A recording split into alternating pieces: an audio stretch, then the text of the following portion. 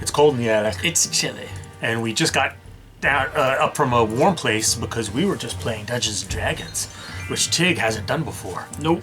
First timer. First time. Well, third timer now because this is your third week. I'm a dragon virgin. All right, so here's what I want to know. You're like just starting your first foray into tabletop RPGs and Dungeons & Dragons. What do you think so far? I'm enjoying it. It's exactly how I thought it was going to be, actually. Just less sexual. Yeah, there's not as much sex as I thought there would be. Understandable. Understandable. No, it's actually going great. I always heard that it was a game that was more based on imagination and telling a story and being with groups of people. A world of pure imagination. And being with groups of people and enjoying like a group going through an adventure. Right. And it's right. exactly like that. Having to discuss plans and come up with schemes and Now, considering that you've not played before, I thought it was interesting the kind of character that you chose to play, because it's not usually a first timer's like, well, I'm just going to be a fighter and kill things, but you didn't. Like, so what are you being? I am a druid gnome. No, you're a gnome druid. You say the race first. Damn it. Sorry, I'm a gnome druid. A gnome druid. Well, So why'd you choose that? Because that's interesting to me that you would go that route your first time out. Because I feel like like you said, for exactly the reason that everybody always usually picks the same thing, and I wanted to be something that was completely different than something that I would probably want to be. I like being a ranger. Right, yeah. And then when I used to play the arcade of what was it called? The arcade. Yeah, remember the arcade game with the 4 players? The Gauntlet? Gauntlet. Yeah. I was always a ranger. Right. If you ever play any games where there's a ranger. So I thought it would be cool to be a very short magic guy.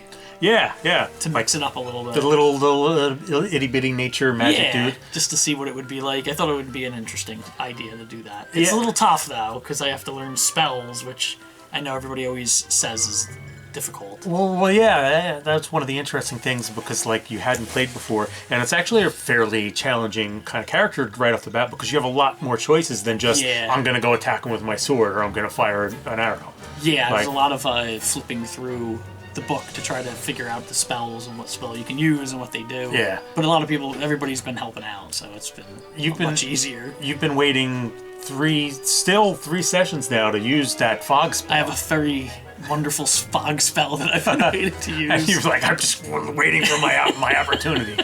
I'm waiting for my opportunity. It's not fog o'clock yet. But so you said like it's basically what you expected? Yeah, it's basically what I've expected. It's better than what I thought it was going to be. I mean, yeah, and I know we've talked about it. I sort of in multiple conversations have been like, this is my philosophy of D&D, and like how I think it should go and play and all that kind of stuff. That was the thing. Like I know that people, it's almost like a house rules. Yeah, that's what it seems like. Everybody has their own sort of. I think every group has some like slight differences in how they do things and all that. I admittedly have played one time before, and I was immediately kind of turned off by the way they played, and I was also killed for not following the group. Do I know this story? I think I told you this. You had to have told. Well, retell it. There was 4 of us, and there was the dungeon master, the DM. Yes. And no, you have to give them their full title. The Dungeon Master. The Dungeon Master. The Master of Ceremonies. And we were in a room together, and we had to try to get out, and there was a fireplace, and there was another, and everybody was trying to do one thing, and I said, well, I want to try to go up the fireplace or something and get out that way. Fair enough. And I guess the Dungeon Master didn't like that. And he had me fall from a distance, like when I got to the top of the fireplace, and die. Just randomly? He was just like, you fall? I rolled and whatever, and he said, oh, you fell, and you whatever it is, I only had 12 maybe hit points, and I had to die at 13, and I just died. And so 15 minutes into playing that night, I was dead. Yeah, that kind of blows. And I just sat there for like another hour until they were done playing, and then just went home and never played again until I came here. Wait, they didn't do anything to like get you back into the game somehow? No, I never got back in. What the hell? That's why I thought it was terrible. Yeah, that is pretty terrible. That is pretty terrible. So I kind of thought that was how it was. But now I realize it's nothing like that. They don't think it'd be like it is, but it do. I think the Dungeon Master was pissed at me for trying to not follow his. Yeah, I don't know. his rules. Yeah, no, you can't do that. Like be like this. The players have to do this specific thing that I want them Right, to like do. now, You can't. but you see, yours is different because it seems like with you, you kind of got, because Eric's running it, 6 to 8 different things we could pretty much get away with doing. Like, yeah, I always try and plan like for the clear, obvious things. Like, well, the players can maybe do this or that and this, and then I'll put a couple of things in front of you to be like, give you your obvious options. But Right. like, oh, you can go rescue this person or go do this or go do that. But then you're always like, there's always the ability for you to just be like, well, screw all those things, Right.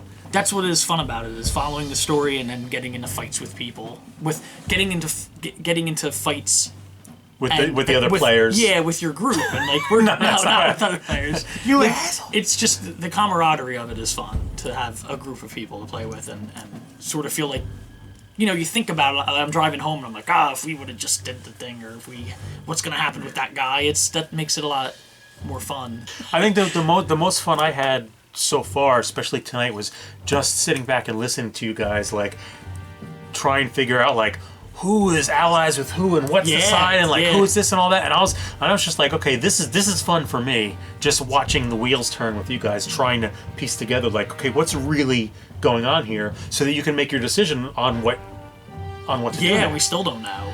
Yeah, it was very that part of it's the fun part of it.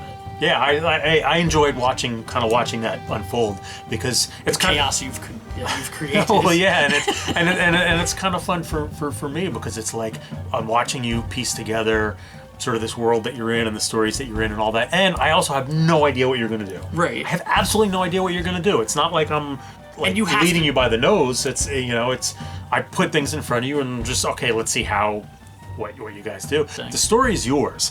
The world is mine, and maybe I set the pieces on the board. The board is set. The pieces are moving. And that's the fun part of me is just setting everything up. Right. But then hopefully for you guys, the fun part is Yeah.